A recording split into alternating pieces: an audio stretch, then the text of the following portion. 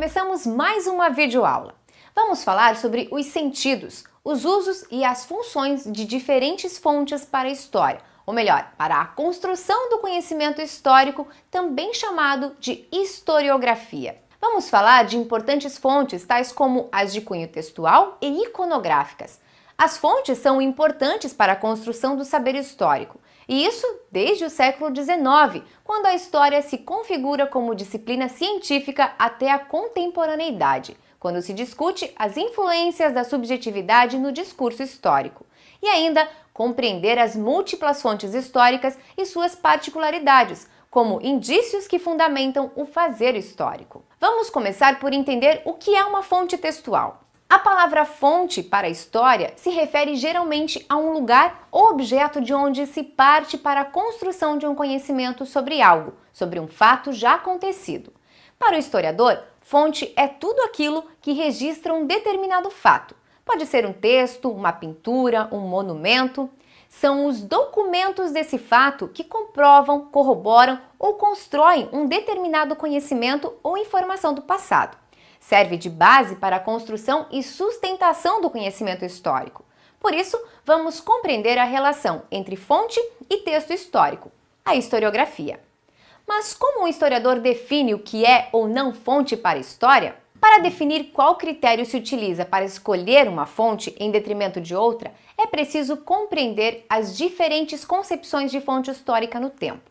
Desde o paradigma tradicional, que entende fonte como uma ponte direta do passado, até o paradigma contemporâneo, que concebe a fonte como um indício histórico, possível de muitas e mesmo diferentes interpretações. É na fonte que se encontram os elementos, os dados e informações que podem vir a explicar a ocorrência de um determinado fenômeno ou acontecimento. Por exemplo, documentos de matrícula e frequência dos alunos no período imperial brasileiro levam à compreensão dos ciclos da produção agrícola dos períodos de plantio e colheita, pois podem coincidir com um maior ou menor número de matrículas, já que à época a maioria vivia no campo. Assim, as fontes podem revelar muito mais do que elas se propõem.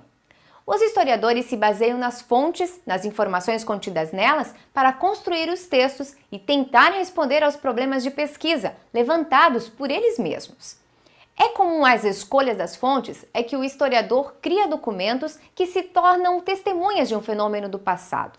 Assim, a fonte é entendida e utilizada pelo historiador como indício de práticas e discursos de uma época. Mas nem sempre foi assim. Na visão dos historiadores tradicionais, influenciados pela filosofia positivista, a fonte histórica era o documento escrito e oficial que mostraria a exata imagem do passado. Caberia então ao historiador dissecar o documento para reconstruir o passado, já que o documento oficial era considerado um meio de contato com o ocorrido e entendido como imutável e único. Os documentos oficiais eram considerados fontes privilegiadas da história.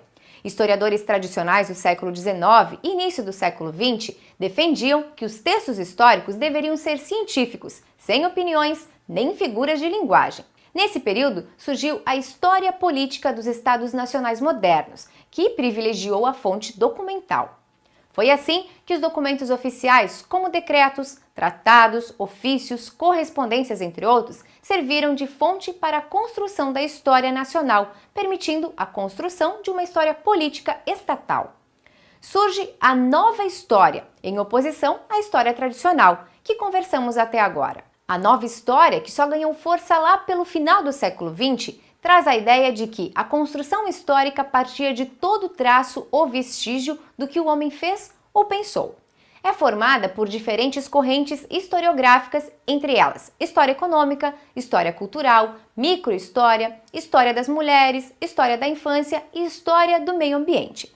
A nova história não é um movimento filosófico ou político, é uma reação generalizada a um discurso específico, denominado tradicional. Traz uma história baseada na multiplicidade de documentos, considerando todos os tipos de escritos, não só os oficiais, como os documentos históricos. Assim, artefatos arqueológicos, depoimentos orais, também são indícios para a história. Agora vamos falar um pouco sobre a historiografia. Quando se associa história com historiografia, está se propondo pensar a história como discurso. O texto de história disponibiliza informações, afirmativas e conclusões que podem ser consultados e avaliados pelo leitor através da conferência das fontes e bibliografias citadas, que indicam os documentos existentes e que permitem a reconstrução do passado. Portanto, a narrativa histórica deve ser entendida como um discurso que segue certas regras para ser validadas, e são os próprios historiadores, como o reconhecimento acadêmico, que validam uma narrativa com texto histórico. Um autor e historiador justifica os dados e as conclusões apresentadas em um texto utilizando fontes históricas e referências bibliográficas, o que envolve uma tarefa complexa de interpretação do passado, a partir das fontes selecionadas e estudadas. É importante que você entenda que perceber a fonte textual como um indício sociocultural abre a possibilidade de pensar e considerar diferentes escritos para a prática de pesquisa e produção de textos de história. Romances, poesias, jornais e revistas, cartas e diários se tornam, nesse sentido, documentos significativos para a percepção de costumes e sensibilidades de tempos passados. Pensar que qualquer artefato pode ser indício possibilita aos alunos se ver como sujeitos históricos, herdeiros de uma cultura. Entendido isso, vamos falar sobre as fontes iconográficas, ou imagens. Ícone mais grafia, uma escrita construída por meio de ícones, signos, formas que representam coisas, ambientes, pessoas. As imagens somente foram difundidas como fontes históricas no processo de renovação da escrita da história com a Nova História, nos anos de 1970 e 1980, que passou a questionar a própria noção de documento.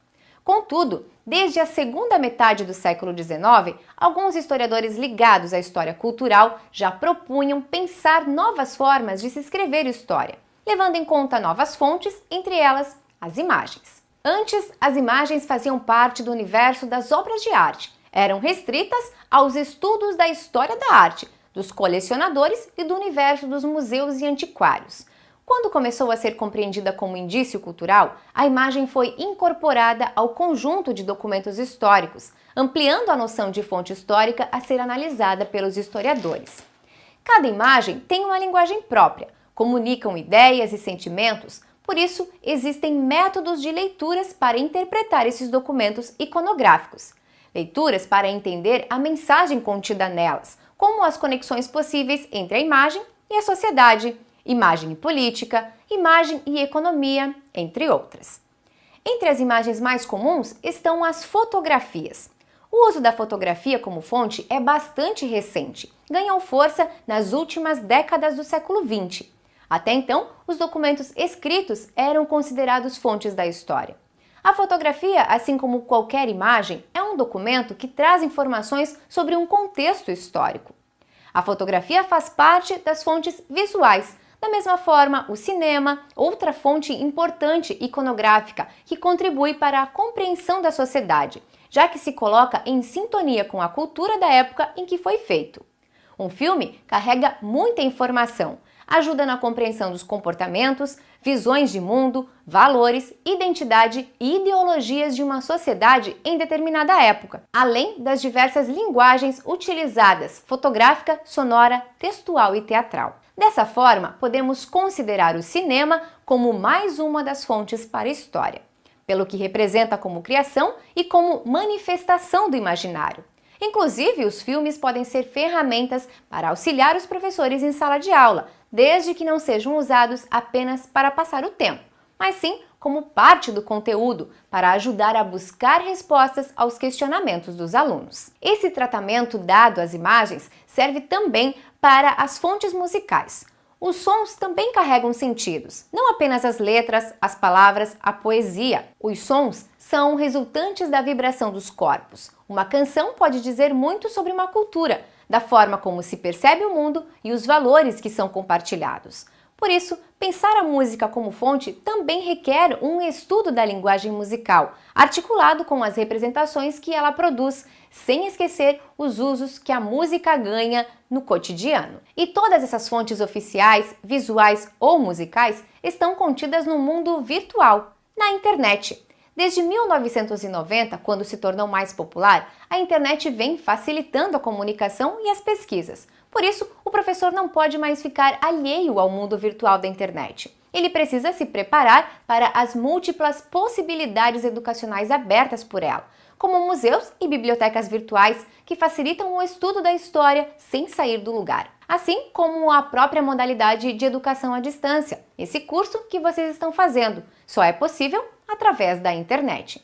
Mas é claro que a internet não substitui todos os documentos impressos ou mesmo as relações interpessoais. É um facilitador, mais uma ferramenta a serviço do historiador, uma vez que permite o acesso a referências e fontes para o desenvolvimento de pesquisas. Porém, sempre é bom aprender e conhecer acervos históricos. Agora é a sua vez de pesquisar lá no seu caderno pedagógico mais detalhes sobre as fontes para poder realizar as atividades com sucesso. Nossa aula termina aqui, mas você tem bastante trabalho pela frente. Mãos à obra e até mais!